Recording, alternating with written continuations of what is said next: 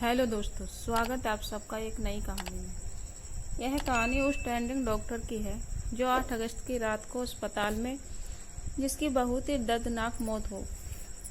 उम्मीद करती हूँ ये कहानी सुनकर आप लोग भी जागृत होंगे और सतर्क रहेंगे और आप भी उस लड़की के लिए अपना एक कदम बढ़ाएंगे और अपराधी को सजा दिलाने में मदद करेंगे। 8 अगस्त की रात को संजय राव अस्पताल पहुंचा था। वहां पर करीब आधा घंटा रुका, फिर अस्पताल से निकल गया। उसके बाद रात के 1 बजे अस्पताल गया, लेकिन इस बार वह 4:37 पर अस्पताल से बाहर निकला और सीधे कोलकाता पुलिस की बैरक में जाकर सो गया।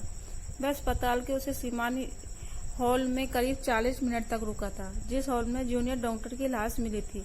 उसके दोनों आंखें घायल थी, मुंह से रिश्ता खून निकल रहा था। घायल होते पूरा चेहरा जख्मी था। गार्डन घायल थे, दोनों उंगलियों के नाखून घायल थे। जख्मी पार्ट प्राइवेट पार्ट से बहता हुआ खून। बाया पैर जख्मी था, पेट घायल थे। दाहिनी पैर की ऐसी जख्मी हालत थी कि रिंग फिंगर टूटी हुई थी।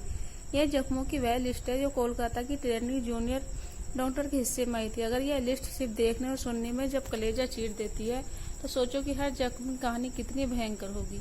खुद से रूबरू बचाने के लिए जूनियर डॉक्टर ने तब तक लड़ाई लड़ी जब तक होश ने उनका साथ दिया, और जब वह बेहोश न हो गई। घायल होते हुए भी खुद के आबरू को बचाती रही, लेकिन जख्मों की लिस्ट इतनी लंबी थी कि वह दर्द और मौत दोनों से हार गई। अब वैसे उसी नजर आ रहा था, क्योंकि जिस चश्मे को उसने पहन के रखा था वह चश्मा भी टूटकर उसकी आंखों में धंस गए थे। आंखें बंद थी और वो बेहोश थी।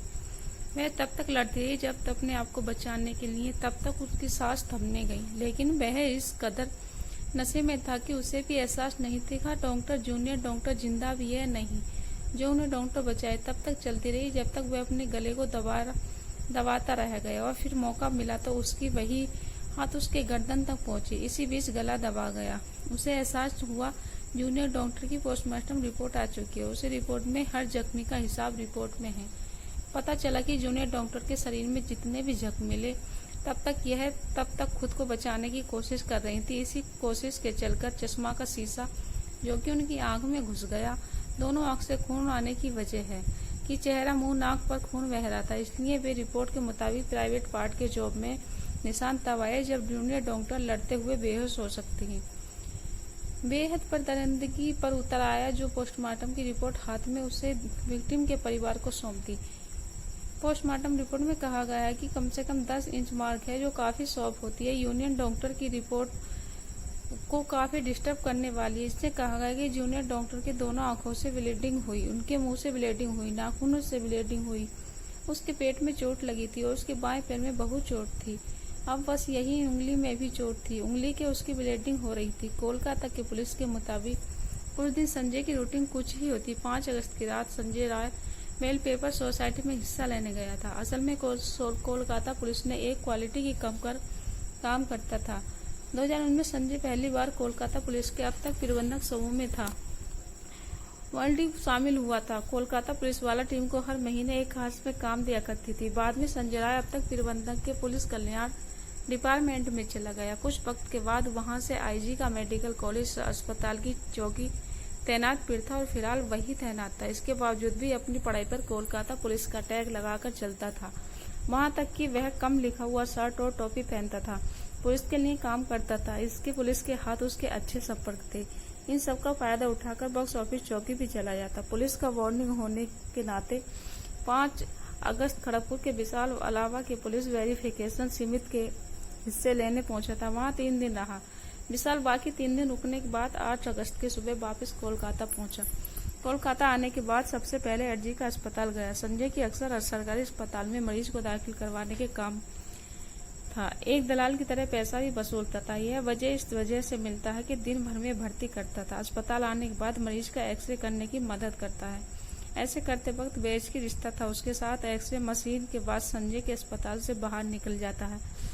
अब तारीख 8-9 अगस्त को हो चुकी थी। रात करीब 1 बजा था। संजय फिर से अस्पताल आता है। इस बार उसे मरीज को देखने के लिए आता है जिसे उस दिन सर्जरी होनी थी। मरीज की भेंट करने के बाद वो उसे दोस्ती नहीं बर्दाश्त के साथ बिल्डिंग में पिछले हिस्से में जाता है।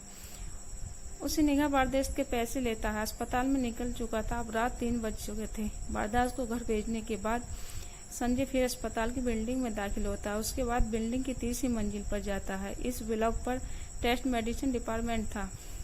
उसने एक सेमिनार हॉल था। ऐसे में 2 संदेश सेमिनार हॉल में दाखिल होते हैं। अंदर घुसते ही उसकी नजर डॉक्टर पर पड़ती है, जो उस वक्त इस सेमिनार हॉल में आराम कर रही थी। शायद में से सो रही थी। शराब का नशा पहले से ही था और कोई नहीं था। असल में नाइट शिफ्ट के दौरान तमाम और दूसरी मेडिकल स्टाफ सुस्ताने में ऐसे सिग्नल हॉल चले जाया करते थे, क्योंकि वह रात को खाली रहता था और अंदर करीब 35 से 40 कुर्सियां हुआ करती थी। जॉन और डॉक्टर करीब 3 से उस सेमिनार हॉल में दाखिल होते हैं और एक कुर्सी पर बैठकर आराम करने लगती है। बदले में कुछ देर बाद ही वह शराब के नशे में अब संजय सेमिनार हॉल में आ गया और इस हालत में डॉक्टर खुद उसे चंगुल से आजाद नहीं कर पाई। संजय करीब 40 मिनट तक डॉक्टर से रेप करते हुए इसी सेमिनार हॉल में रुका। उसके बाद वहां से निकल गया। संजय अस्पताल से निकला तब उसे वक्त 4:37 का समय हो रहा था, लेकिन बाद में अस्पताल से निकलते ही कहीं और नहीं जाता बल्कि करीब मौजूद कोलकाता पुलिस की बैरक में जाकर सो जाता है। अब सुबह के टाइम सभी वार्ड में थे। इसी वक्त अस्पताल में एक स्टाफ मंजिल के इसी सेमिनार हॉल में दाखिल होता है।